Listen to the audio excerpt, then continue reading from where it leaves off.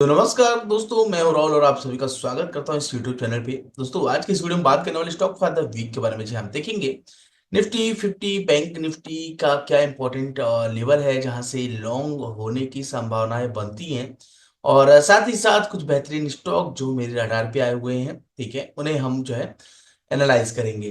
तो चलिए स्टार्ट करते हैं आज के इस सेशन को। तो सबसे पहले स्क्रीन पे आपको दिख रहा है निफ्टी 50 का चार्ट। और इस चार्ट को सबसे पहले फ्रेंड्स मैं यहाँ पे इसके व्यूज को जो है ऑन किया मैंने।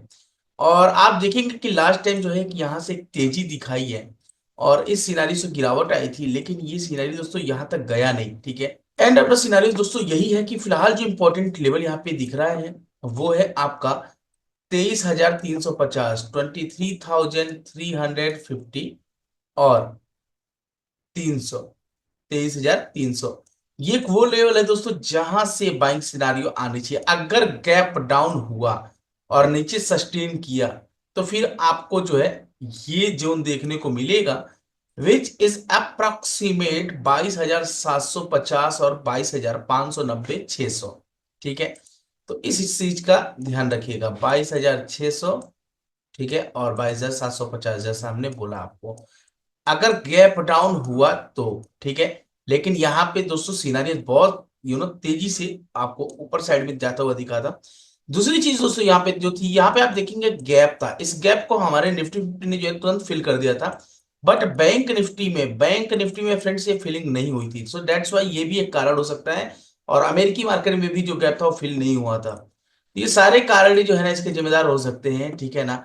लेकिन एक जिम्मेदारी और भी है कि रूस में दोस्तों हमला हुआ है सैटरडे को यूक्रेन के माध्यम से, और यूक्रेन का जो ड्रोन जो प्लेन था वो वहां की एक रूस में एक बिल्डिंग में जो है टकराई है। तो ये भी हो सकता है कि नेगेटिव इंपैक्ट डाले, और शायद ये कैंडल जो है ना वो उसका ही इम्पैक्ट हो सकता है। और अगर नहीं हुआ होगा फिर एक ही सिनारियो बनता है दोस्तों, वो होगा गैप डाउन, सीधी सी बात है ना, कि ये जोन के नीचे फिर मार्केट खुलेगा, फिर नीचे साइड में। तो अगर नहीं हुआ है तो ऐसा लगता नहीं कि होना चाहिए, लेकिन फिर भी मान के आप इस चीज को चलिए चले आगे चलते हैं और देखते हैं यहाँ पे दोस्तों हम बैंक निफ्टी। तो ये है दोस्तों बैंक निफ्टी, और जैसा कि मैं आपको बोल रहा था कि यहाँ पे आप देखेंगे कि निफ्टी ने जब गैप फिल किया था तो ये सिनारियो इस कैंडल में हो गया था वहां पे।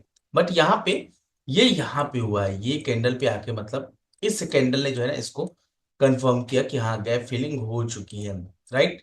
अब फिलहाल जो है एक इम्पैक्ट तो था ही, लेकिन क्या यहाँ से मार्केट बाइंग हो सकता है? डेफिनेटली हो सकता है, लेकिन मेरा ऐसा मानना है कि थोड़ा सा डाउन साइड को आके कहीं ना कहीं 50,365 से लेके 50,000 और बीच का लेवल 50,200 मान लीजिए, ठीक है।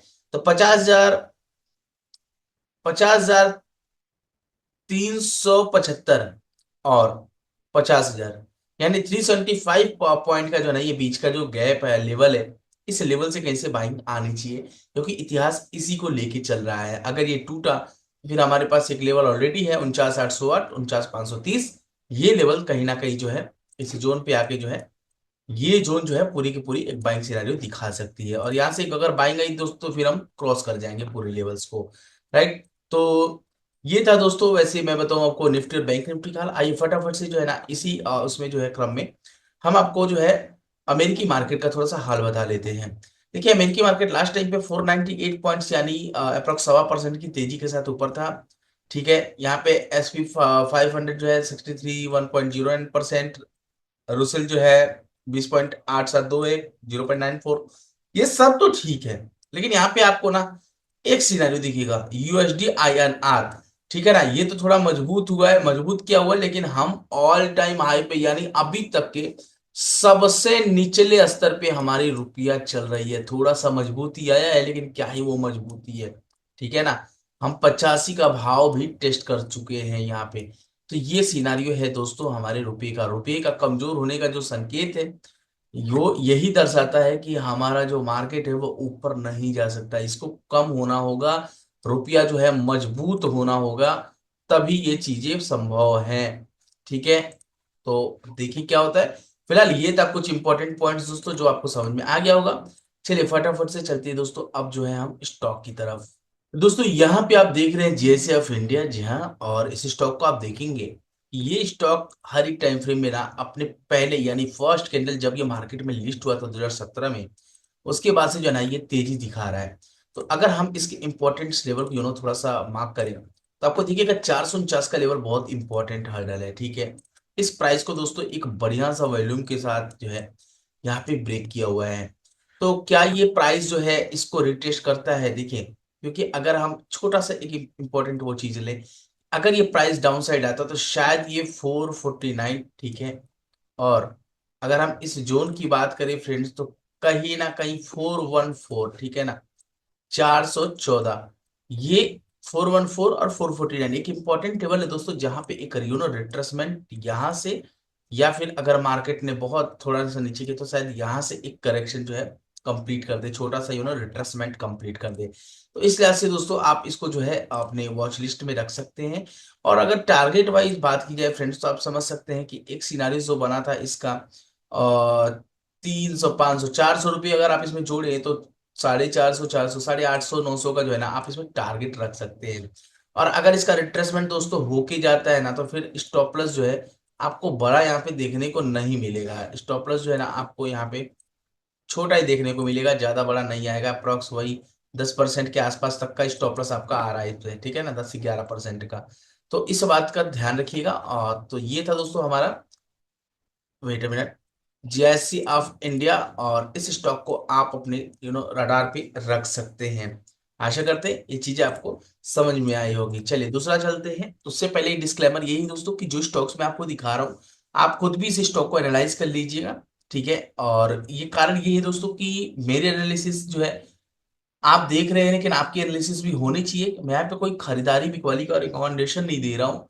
यहाँ पे केवल और केवल मैं उन स्टॉक को फोकस में लाने की कोशिश कर रहा हूँ आपकी नजरों के सामने कि ये स्टॉक में मुझे स्ट्रेंथ दिखता है, और आपको बस ये देखना है कि क्या ये स्ट्रेंथ बरकरार रहता है कि नहीं। अगर बरकरार रहता है तो आप डेफिनेटली एनालाइज करके जो है आप उसमें एंट्री कर सकते हैं। ये सेकंड स्टॉक देखते हैं दोस्तों। सेकंड स्टॉक आपकी स्क्रीन पे दोस्तों वो है जेब सोनपाल, ठीक है, फार्मा। और ये स्टॉक आप देखेंगे दोस्तों हाल फिलहाल में बहुत ही अच्छा परफॉर्मेंस यहाँ पे दे रहा है, ठीक है।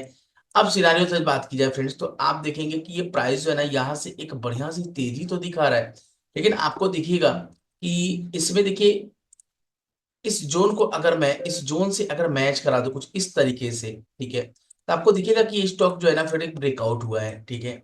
इस स्टॉक में आपको मैं दिखाता हूँ ये चीजें। अगर मैं इस तरीके से इसको ड्रॉ कर दूं, राइट, तो आपको दिखेगा कि ये स्टॉक जो है ना ऐसे ब्रेकआउट हुआ है, रेंज में पहले चल रहा था, पहले ये रेंज था फिर टूटा, ये रेंज हुआ, और प्राइस जो है हाल फिलहाल में जो है ना इसके हाइस को जो है ब्रेक किया हुआ है, ठीक है।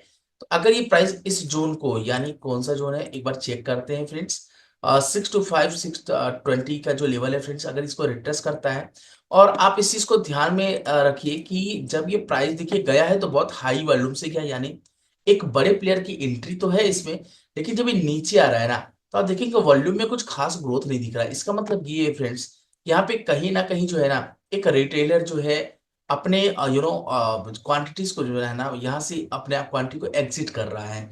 बड़ा प्लेयर जो है ना अपने इंपॉर्टेंस लेवल को जो है, यानी जिस पे जहां से बाइंग आई है, एक बढ़िया सा ग्रोथ आया है, उस ग्रोथ पे पेंडिंग ऑर्डर को जो है ना वो कंप्लीट करना चाहता है। सो इस बात को ध्यान रखिएगा। तो 599 का लेवल भी ले सकते हैं जो कि एक रेड कैंडल है, इस कैंडल्स के हाइस को भी आप देख सकते हैं, ठीक है।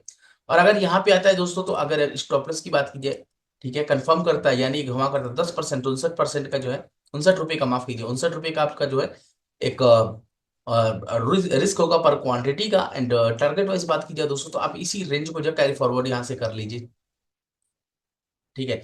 45% अपवर्ड्स तो आप समझ सकते हैं 1:4.5 का जो है आपका यहाँ पे टारगेट हो जाएगा, ठीक है। चलिए आगे चलते हैं फ्रेंड्स। हमारा स्टॉक अगला है वो है इमामी। देखिए इमामी स्टॉक दोस्तों काफी अच्छा बेहतरीन स्टॉक है, और आप देखेंगे कि हाल फिलहाल में जो है ना इसमें गिरावट दर्ज की जा रही है, ठीक है। गिरावट देखिए क्या दर्ज की जा रही है मैं बता रहा हूँ। ये स्टॉक फ्रेंड्स हाल फिलहाल में बहुत तेजी से ऊपर जा रहा है। तो अगर मैं बात करूं तो मैं यहाँ पे एक लाइन ड्रॉ कर रहा हूँ विच इज दिस वन, ठीक है। लेवल कौन सा है? 531 509, ठीक है। ये बहुत इंपॉर्टेंट लेवल है। आप देखेंगे कहीं ना कहीं एक डिमांड जोन था, और अगर इस जोन को हम दोस्तों ऐसे करके, यानी यहां से ये जोन को ऐसे हम मिला दे, ठीक है, तो ये जोन जो है कहीं ना कहीं आके इस लाइन पे जो है ना अभी टकराया हुआ है। दूसरी चीज फ्रेंड्स की जब ये ऊपर गया था प्राइस तो आप देखेंगे एक अच्छा ग्रोथ के साथ जा रहा है, लेकिन जब ये नीचे आ रहा है ना तो वॉल्यूम से जो बिकवाली का जो वॉल्यूम है दोस्तों, यानी कि यहाँ पे क्वांटिटी बेची नहीं जा रही, यहाँ पे वही क्वांटिटी बेची जा रही है जो रिटेलरों के पास है। इस जोन को ध्यान में रख सकते हैं। लेकिन जो इंपॉर्टेंट है फ्रेंड्स, जो मुझे समझ में आ रहा है वो है 531 509 का लेवल, और इसी लेवल्स को फ्रेंड्स ये कहीं ना कहीं टेस्ट कर सकता है। फिलहाल अगर ये इस जोन पे भी आए और यहां से एक घुमाव करने की कोशिश करे स्ट्रेंथ के साथ, तो आप इन स्टॉक्स को भी जरूर अपने रडार पे रख सकते हैं। देखिए, आप सोचेंगे कि भाई यहाँ पे निकला हुआ है मतलब ये थोड़ा सा रेंज, तो दोस्तों इसी लिहाज से जो है ना, इसमें एक जोन ड्रॉ किया जाता है। ये जोन ऐसे इस तरीके से करके, इस तरीके से जोन ड्रॉ कर दी जाती है कि भाई कोई चीजें छूटे ना, सब कुछ हमारे फेवर में रहे। तो ये जोन से अगर बाहर निकलता है, 612 से ऊपर निकलता है, तो डेफिनेटली जो है हम इसको जो है अपने एक्सेल लिस्ट में ले सकते हैं। तो ये था दोस्तों इमामी। नेक्स्ट वन चलते हैं दोस्तों, आज का हमारा जो लास्ट स्टॉक है वो है जुबिलेंट फार्मा। इस स्टॉक को आप देखेंगे दोस्तों, 2018 में एक फेल हुआ था, रेजिस्टेंस बना था, 21 में दोबारा से फेल हुआ, फिर से वहीं गया, और अब जो है प्राइस जो है वापस से इस जोन पे ऊपर आके सस्टेन कर रहा है, जहां मार्केट अपने बहुत सारे लगभग मुझे लगता है 7-8%, 10% नीचे काम कर रहा है। वही स्टॉक जो है अपने ऑल टाइम हाई के पास काम कर रहा है, और अभी हाल फिलहाल में 1300 का हाई लगा रखा है। तो आप इस स्टॉक को भी देख सकते हैं। दूसरी बात दोस्तों, जब ये स्टॉक बढ़ा है तो वॉल्यूम्स का खेल हुआ है यहाँ पे, यानी बड़े प्लेयर्स जो है एंट्री किए हुए हैं। लेकिन अगर आप इसमें डाउन साइड जब ये आ रहा है, तो आप उसको देख सकते हैं कि ये वॉल्यूम जो है रिटेलरों का है, यहाँ पे कोई इंस्टीट्यूशन नहीं है। ठीक है, तो आप इन स्टॉक्स को रडार पे रख सकते हैं। चाहे वो डेली टाइम फ्रेम को भी अगर आप वॉच करेंगे फ्रेंड्स, तो कुछ खास होता हुआ नहीं। देखिए यहाँ पे, देखिए सारा वॉल्यूम से एकदम सपाट हो चुका है, एकदम स्ट्रेट हो चुका है, कुछ भी हरकतें नहीं हो रही है। जब जब ग्रीन कैंडल आ रहा है तब तब ऐसा हो रहा है। और आप रेड कैंडल को भी फॉर्म में देखेंगे ना, ये देखिए, ये जहाँ पे वॉल्यूम्स बड़े बड़े आए हैं, इसमें भी आपको रिजेक्शन का सामना करना देखना पड़ रहा होगा कि बहुत बड़ा यहाँ पे वॉल्यूम आया हुआ है। ठीक है, लेकिन ये वॉल्यूम किसी काम का नहीं होएगा, राइट? क्योंकि यहाँ पे एक बड़ा प्लेयर बैठा हुआ है, और ये प्लेयर इसको घुमाने की पूर्णतः कोशिश करेगा, पेंडिंग ऑर्डर जो है यहाँ पे एग्जीक्यूट हो जाएंगे। ठीक है, ऑलरेडी। तो ये था दोस्तों कुछ स्टॉक्स। ठीक है, लेकिन इस वाले स्टॉक्स में देख ध्यान रखिएगा, वीकली का जो है ना हमें ज्यादा इंपॉर्टेंट है मेरे लिए। और सेकंड ये कि फ्रेंड्स, ये एक रेंज में भी बधा हुआ है। ठीक है ना, तो इस रेंज को टूटने पे भी आप एंट्री कर सकते हैं। ठीक है, और इस रेंज पे सस्टेन करके, और अगर पॉजिटिव सिम्टम दिखाता है तो भी हमारी एंट्री बनती है। ठीक है, देखिए यहाँ पे जो भी स्टॉक्स बताए, मैं फिर से एक बार रिपीट करता हूँ कि आप प्लीज अपने इन सारे स्टॉक को एनालाइज कर लीजिएगा, राइट? आपके किसी प्रॉफिट या नुकसान से हमारे चैनल का कोई लेना देना नहीं है। आशा करता हूँ ये वीडियो पसंद आया, वीडियो को लाइक शेयर कमेंट कीजिएगा, और चैनल पे नए हैं तो चैनल को सब्सक्राइब जरूर कर लीजिएगा। मिलते हैं आपसे एक नए वीडियो में, तब तक के लिए बाय बाय, जय हिंद।